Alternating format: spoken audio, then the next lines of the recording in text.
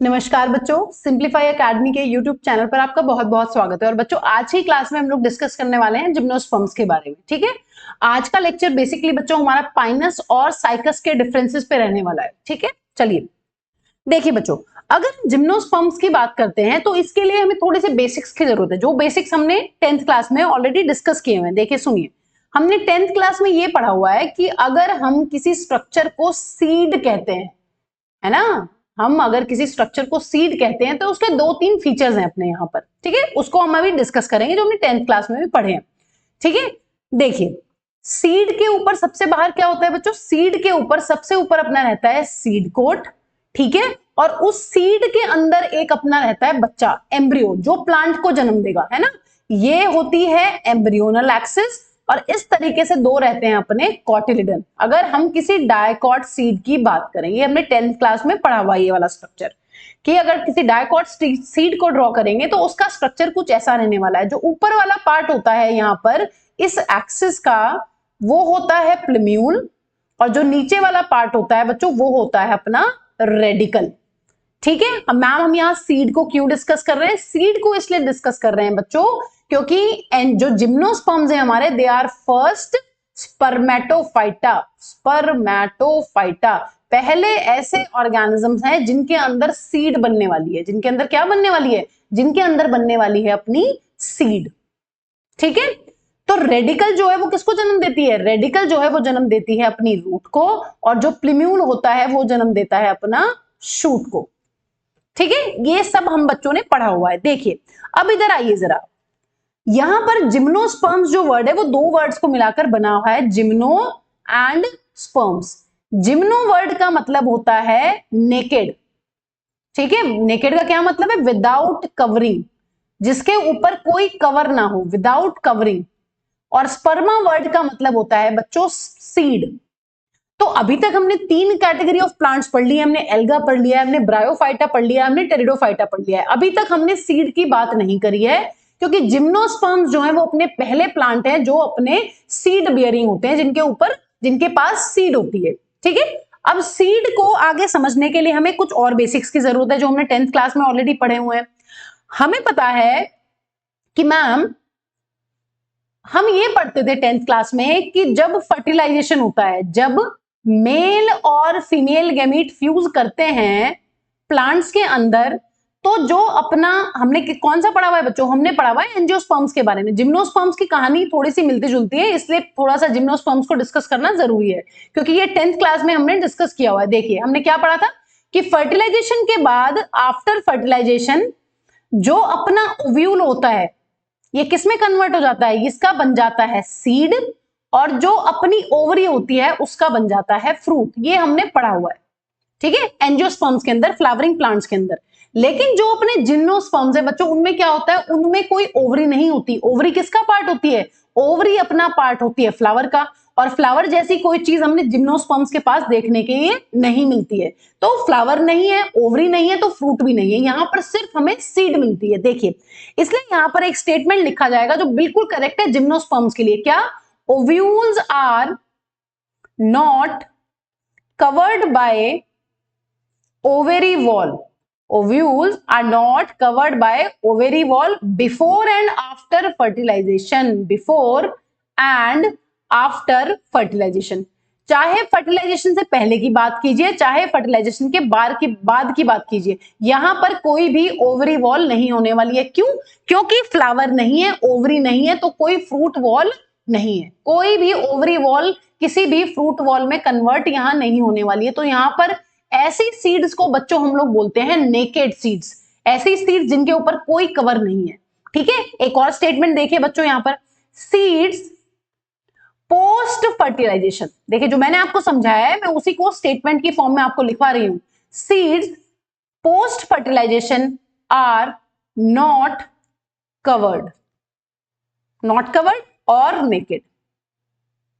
ठीक है, जो सीड्स हैं पोस्ट फर्टिलाइजेशन का क्या मतलब है? सीड फर्टिलाइजेशन के बाद भी कवर्ड नहीं है, तो सीड बनती ही फर्टिलाइजेशन के बाद है, और ये कवर्ड क्यों नहीं है? क्योंकि इसके ऊपर कोई भी फ्रूट वॉल नहीं है। फ्रूट क्यों नहीं है? क्योंकि कोई ओवरी नहीं है। ओवरी क्यों नहीं है? क्योंकि कोई फ्लावर नहीं है। तो gymnosperms have no flower. Gymnosperms कोई भी फ्लावर बियर नहीं करते हैं। फ्लावर जो प्रॉपर्टी होती है वो होती है अपनी एंजियोस्पर्म्स की।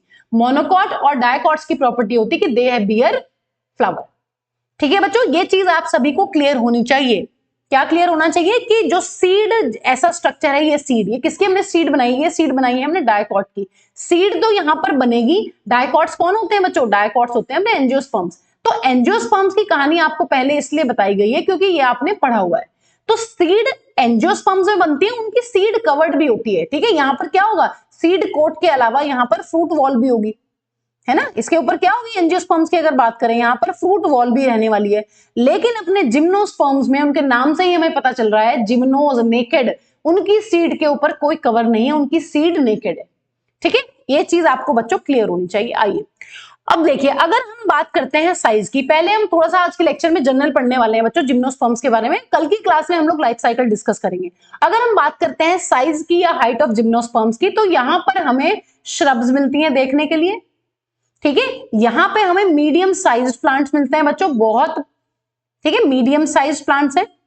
और यहां पर हमें बहुत बड़े बड़े ट्रीज भी मिलते हैं, टॉल ट्रीज भी मिलते हैं। देखिए कितने बड़े बड़े ट्रीज हैं, बहुत tall trees, tall size trees.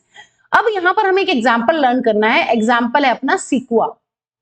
ठीक है, सीकुआ का होता है साइंटिफिक नेम, एक जिम्नोस्पर्म है जो क्या है, जिसका कॉमन नेम अपना कहते हैं इसको जायंट रेडवुड ट्री।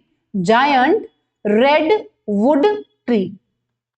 ठीक है, बहुत बड़ा होता है। अब देखिए एनसीईआरटी में लिखा है it is one of the tallest plant. One of the, सबसे टॉल नहीं है, वन ऑफ द, मतलब जो टॉलेस्ट प्लांट है उनमें से एक ये भी है, one of the tallest tree species. ठीक है, और बच्चों यहां पर हमें जिम्नोस्पर्म्स में हर्ब्स नहीं मिलती हैं। बहुत छोटे छोटे प्लांट्स या हर्ब्स हमें देखने के लिए यहां पर नहीं मिलती हैं। ठीक है, तो ये हो गई साइज की बात। साइज में श्रब्स हैं यहां पर, मीडियम साइज प्लांट्स हैं यहां पर, और बहुत बड़े बड़े ट्रीज हैं। उनमें एक एग्जाम्पल जो हमें लर्न करना है वो है सिकुआ। ठीक है, यहां पर आप देख सकते हैं, देखिए आदमी खड़ा हुआ है, ये कितना छोटा लग रहा है इस पेड़ के सामने। इसका मतलब इसकी स्टेम या इसकी हाइट बहुत बड़ी होने वाली है। ठीक है, ये बात हमें ध्यान रखनी है कि जिम्नोस्पर्म्स में बहुत टॉल ट्रीज आते हैं टेरिडोफाइट्स की तरह।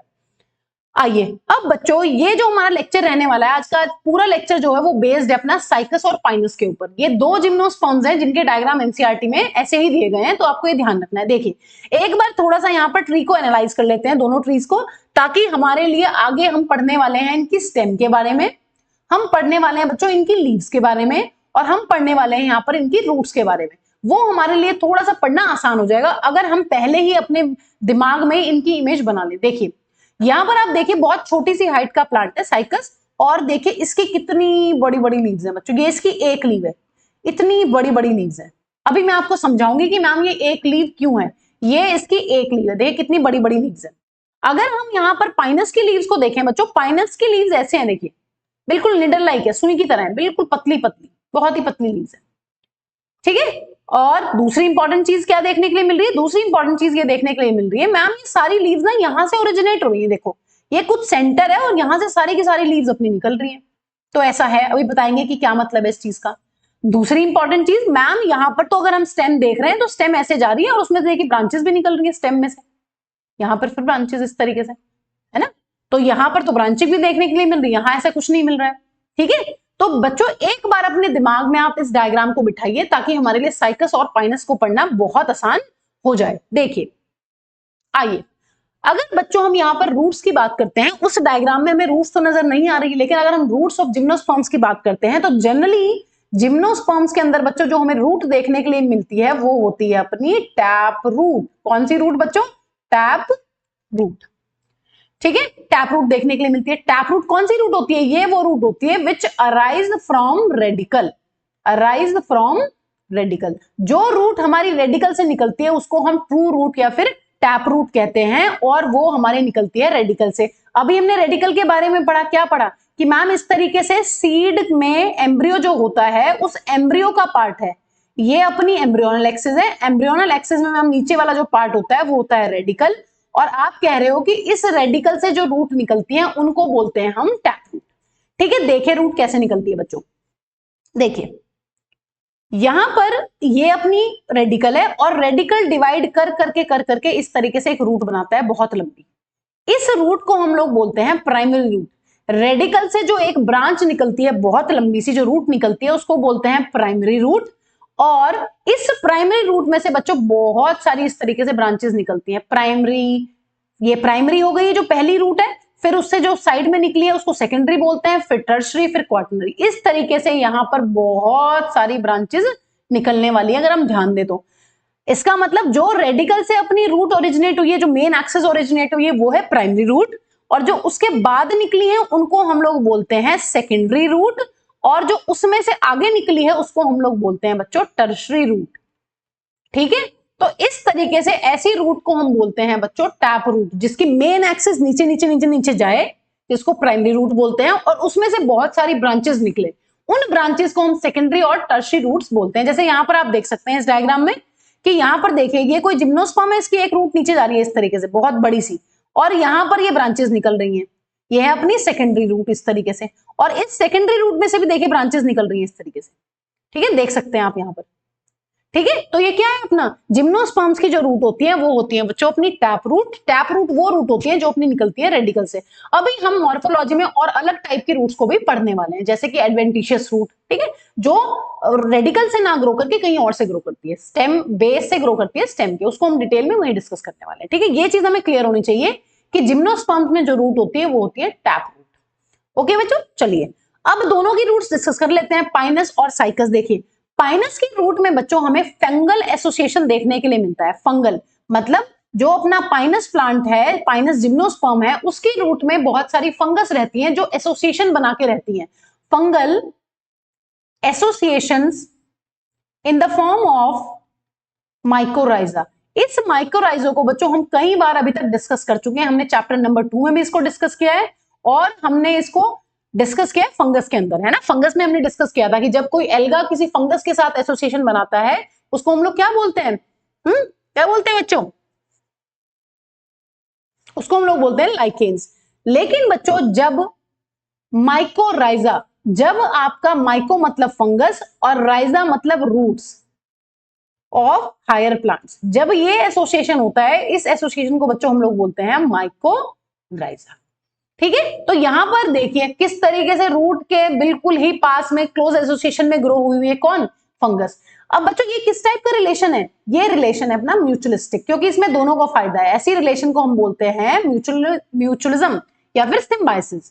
देखिए क्या होता है यहां पर, मान लीजिए ये पाइनस की रूट है इस तरीके से, और ये इसमें इस तरीके से सेकेंडरी और अपनी टर्शरी ब्रांचेस हैं, यहां पर सेकेंडरी और ये टर्शरी। तो यहां पर बच्चों इसके साथ इस तरीके से ग्रो करते हैं हाइफे। जो फंगल हाइफे होते हैं वो इस तरीके से यहां पर बहुत ही क्लोज एसोसिएशन में रहने वाले हैं। अब क्या फायदा होगा इसका, देखिए आपको पता है जो प्लांट है वो क्या कर रहा होगा, ये प्लांट कर रहा होगा फोटोसिंथेसिस और बना रहा होगा ग्लूकोज। लेकिन जो ये फंगस के हाइफे हैं बच्चों, जो ये अपने फंगल हाइफे या फिर फंगल माइसीलियम है, इनका जो सरफेस एरिया है वो बहुत ज्यादा है। तो ये क्या कर रहे हैं, ये यहां से मिट्टी में से वाटर और मिनरल्स एब्जॉर्ब कर रहे हैं, वाटर एंड मिनरल्स को एब्जॉर्ब करके इस प्लांट की रूट्स को दे रहे हैं। कौन सा मिनरल है बच्चों, स्पेशली फास्फोरस। ठीक है, तो हमें ये चीज ध्यान रखनी है कि एक पाइनस की जो रूट होती है उसके अंदर एसोसिएशन रहती है बहुत सारी फंगस की। जो प्लांट है वो उसको ग्लूकोज देता है, फूड देता है, क्योंकि प्लांट फोटोसिंथेसिस कर सकता है, बट जो वहां पर बहुत सारा फंगल का हाइफे पड़ा हुआ है वो उसको मिनरल्स और वाटर एब्जॉर्ब करके देता है। ठीक है, तो दोनों का क्या है, दोनों का आपस में फायदा है। ये इसको कुछ फायदा पहुंचा रहा है और यहाँ पर जो प्लांट है वो अपना फंगस को कुछ फायदा पहुंचा रहा है। ये इसीलिए ऐसी रिलेशन को बोलते हैं बच्चों म्यूचुअलिज्म। ठीक है, तो हमें क्या ध्यान रखना है, जो पाइनस की रूट्स होती है वहां पर माइकोराइजा देखने के लिए हमें मिलता है। अगर बच्चों हम बात करते हैं साइकस की रूट्स की, तो यहां पर बहुत छोटी छोटी रूट्स होती हैं। देखिए ये यहां पर बहुत ही स्मॉल रूट्स हमें देखने के लिए मिलती है। इन रूट्स को बच्चों हम लोग बोलते हैं कोरेलॉइड रूट्स। इन रूट्स के अंदर हमें क्या मिलता है, इन रूट्स के अंदर हमें फंगस नहीं मिलती, इन रूट्स के अंदर बच्चों हमें मिलते हैं यहां पर अपने साइनोबैक्टीरिया, जो हम पढ़ चुके हैं चैप्टर नंबर 2 में। यहां पर जो साइनोबैक्टीरिया होते हैं ये अपने होते हैं नाइट्रोजन फिक्सर्स। ठीक है, तो ये नाइट्रोजन फिक्स करते हैं। ठीक है, जैसे कि हमने कौन कौन से एग्जांपल्स पढ़े थे बच्चों, हमने एग्जांपल्स में पढ़ा था एनाबिना एंड नोस्टॉक। ठीक है, तो ये बात हमें ध्यान रखनी है कि जो अपनी साइकस की रूट होती है वो होती है small specialized roots, small specialized roots, और इन रूट्स को क्या बोलते हैं बच्चों? इन रूट्स को हम बोलते हैं कोरेलॉइड रूट्स, कोरेलॉइड रूट्स। ठीक है, और क्या होता है बच्चों कोरेलॉइड रूट्स में? कोरेलॉइड रूट्स में आपको पता है कि मैम यहां पर अपना प्रेजेंट है nitrogen fixing bacteria, nitrogen fixing bacteria, nitrogen fixing cyanobacteria are present. ठीक है, अब यहां पर क्या फायदा है? यहां पर आपको पता है कि प्लांट जो है वो डायरेक्टली नाइट्रोजन नहीं टेकअप कर पाते हैं एनवायरमेंट से, इसीलिए यहां पर बच्चों इनके रूट में बहुत सारे, ये मान लीजिए रूट है, और यहां पर जो रूट है ये छोटी छोटी, इन रूट्स के अंदर बहुत सारे नाइट्रोजन फिक्सिंग बैक्टीरिया होते हैं। क्या करते हैं? ये एटमॉस्फेयर से नाइट्रोजन को पकड़ेंगे और इस नाइट्रोजन का अमोनिया बना देंगे, और इस अमोनिया को प्लांट क्या कर लेगा? प्लांट इस अमोनिया को यूज कर लेता है। और ये प्लांट क्या फायदा पहुंचाएगा बच्चों? ये प्लांट दे रहा है इस बैक्टीरिया को रहने की जगह और खाना।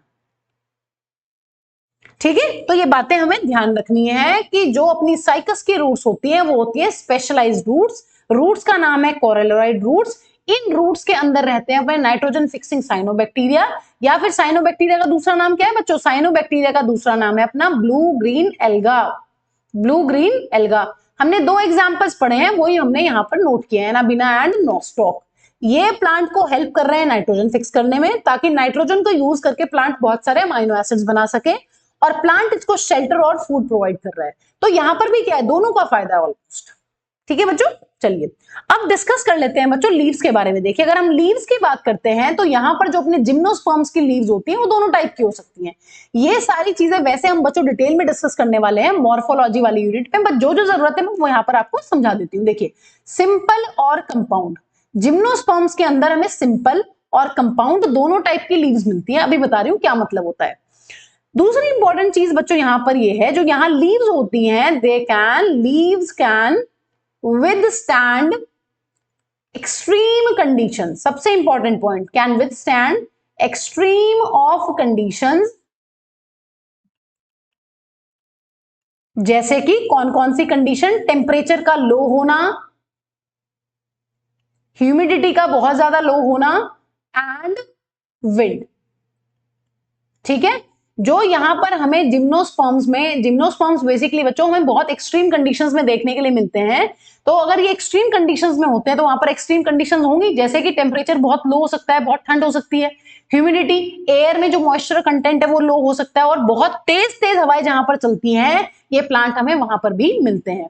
तो पहले हम ये देख लेते हैं कि मैम सिंपल लीव्स क्या होती है। देखिए, मान लीजिए बच्चों ये कोई लीव है, इसको हम सिंपल लीफ कब कहेंगे? देखिए, पहले तो लीफ का थोड़ा सा स्ट्रक्चर जान लीजिए कि लीफ होती क्या है। देखिए, अगर इस लीफ की बात करें तो लीफ में जो ये लाइन है जो मैंने बीच में ड्रॉ करी है बिल्कुल सेंटर टू सेंटर, इसको बोलते हैं मिडरिब।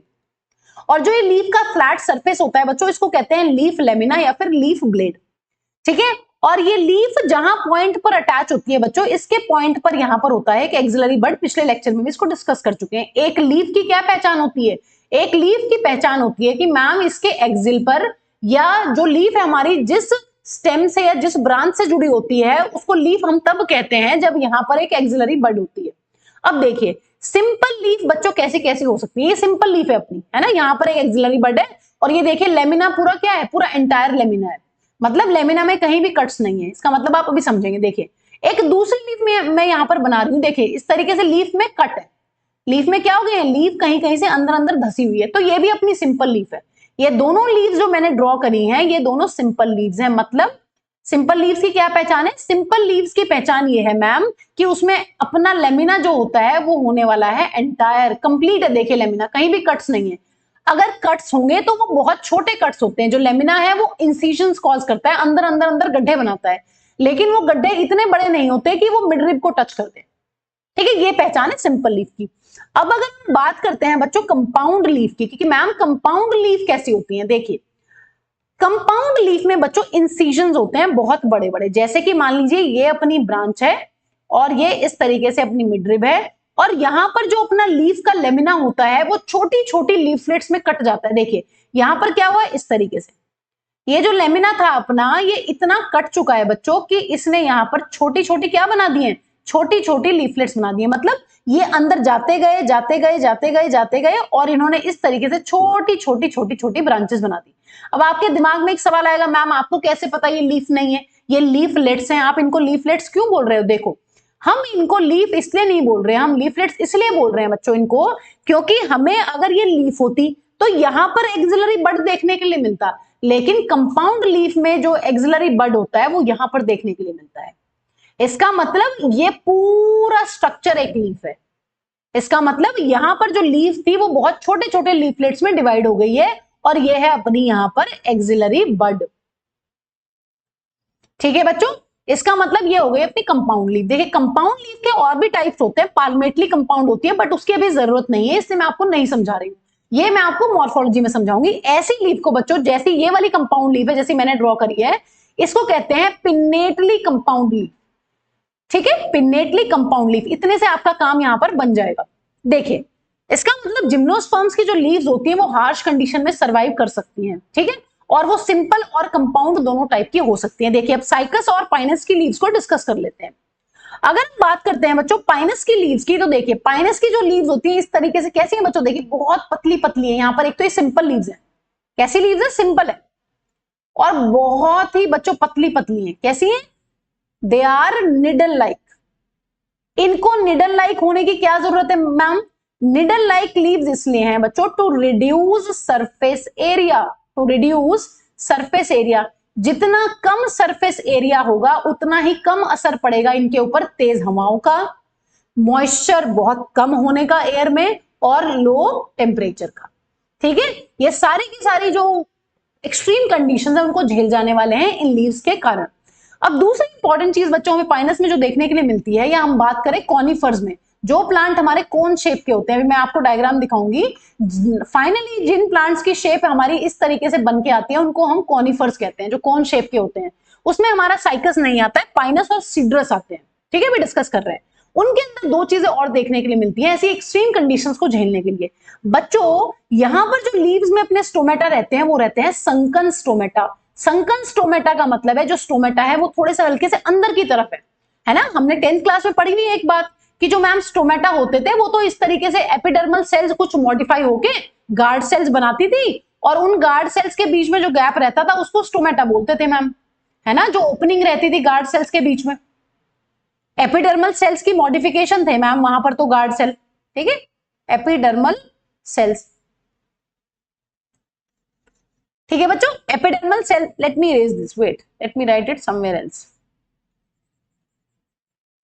ठीक है, 10th क्लास में हमने ये बात पढ़ी हुई है कि जो अपने गार्ड सेल्स होते हैं बेसिकली वो एपिडर्मिस के ही सेल्स होते हैं, बट मॉडिफाई हो जाते हैं किस चीज के लिए?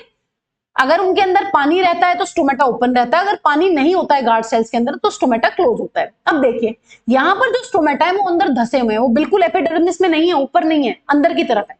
दूसरी इंपॉर्टेंट चीज बच्चों, यहाँ पाइनस के ट्री में अपने कोनिफर्स में स्पेशली यहां पर होती है थिक क्यूटिकल।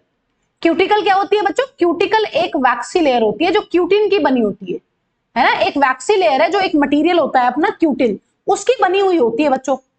ठीक है, तो ये दोनों किस लिए मैम, इसमें इतनी मॉडिफिकेशंस क्यों है? देखिए अगर मैं आपको डायग्राम बनाऊं, देखिए अगर मैं इस पेन का इस तरीके से बच्चों टीएस कट करती हूं तो आपको ऊपर से झांकने पे ये पेन कैसा नजर आएगा? गोल।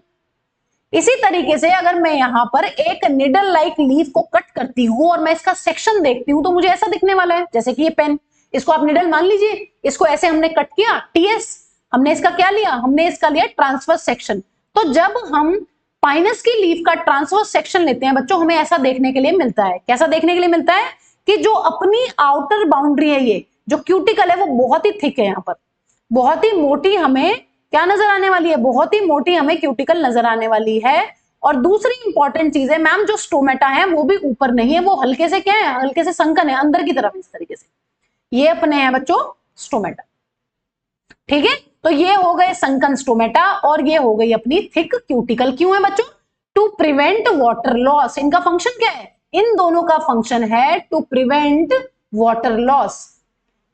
ठीक है, वैसे ही पानी की कमी है, एयर में मॉइस्चर कम है। अगर मॉइस्चर कम है इसका मतलब यहां से बहुत जल्दी जल्दी पानी जाने वाला है, निकल के एयर के अंदर। ठीक है, हमने ये रेट ऑफ इवेपोरेशन ये सब 9th क्लास में पढ़ा हुआ है कि जब एयर में ह्यूमिडिटी कम होती है, एयर में मॉइस्चर कंटेंट कम होता है, इसका मतलब ये है हमारा इवेपोरेशन या ट्रांसपिरेशन बहुत फास्ट होने वाला है।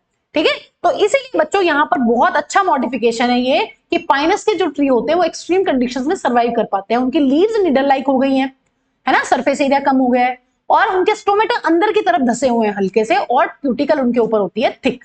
ठीक है, ये सारे के सारे पॉइंट्स बच्चों इंपॉर्टेंट है।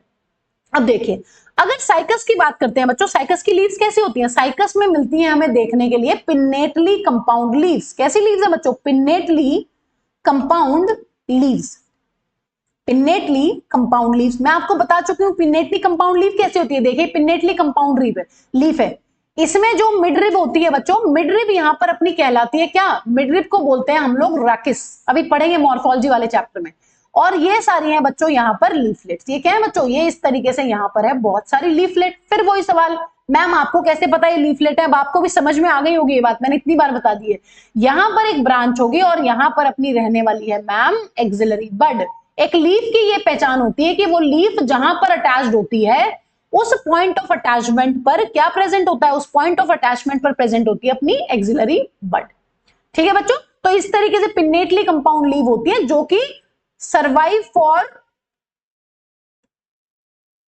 Few years. ठीक है, बहुत सालों तक ऐसे पड़ी रहती है। ठीक है, सर्वाइवल रेट बहुत अच्छा है इन लीव्स का।